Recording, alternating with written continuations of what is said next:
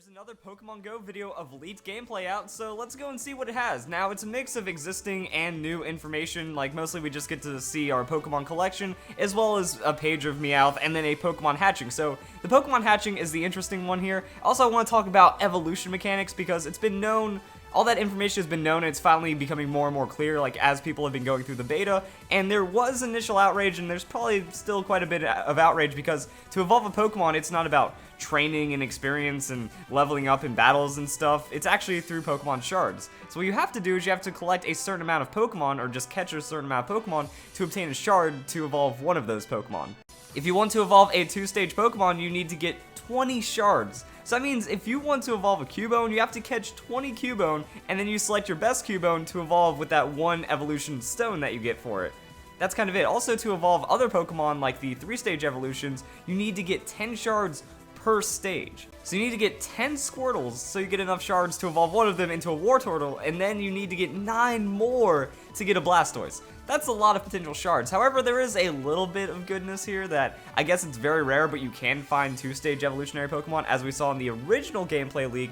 You could go out and catch an Ivysaur, so maybe you'll go and find a Wartortle, which means you only need 8 more, and that could potentially be from a mix of Squirtles, and it's a lot of work, but I guess it just tries to put a lot of emphasis on going out and collecting Pokemon. It does, if you think about it, it does drag out the gameplay quite a bit, because if you wanted to and you just wanted to train and stuff, you could get your whole team ready in like a week or two. But with this, it's going to be a long-earned effort that, you know, it's going to be as you walk to work, as you walk to school, as you do this, it's always going to be in the back of your mind to optimize through Pokemon Go to make something of it. And also, now that it has been confirmed that there's no battles, like the way you catch Pokemon is just throw a Pokeball at it, and then you hope for the best. So there's a lot of elements like that. Like, you just go around, you catch as many Pokemon as possible, eventually some of them will evolve, and then you get your most powerful one, which is represented by their CP, and then you have cool amounts of things. The only exception here is for Magikarp and a Gyarados. To catch a Gyarados, it seems like a pretty special thing, because you need 100 Magikarp Shards.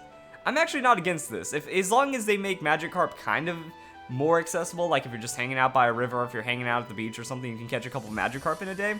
Because by doing this, it shows that there is a lot of strength to a Gyarados, and it kind of makes it feel like, you know, you're in the anime and stuff. Magikarp is just a useless Pokemon that there's billions of, and you can't really do anything with, so you have to really earn that Gyarados, which is absurdly powerful, and that could lead to some cool dynamics.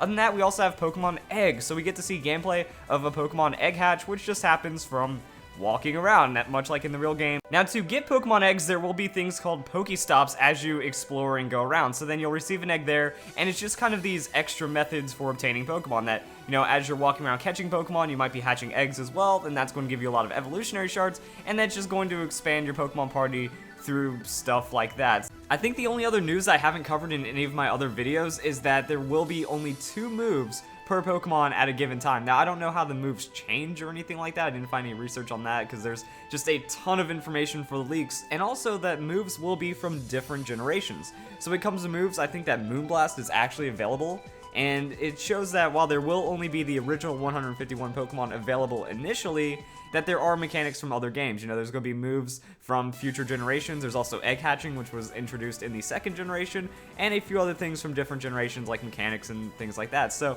hope you guys enjoyed this video. That's a lot more about Pokemon Go right now, and I hope you all have a nice day. Thank you for watching.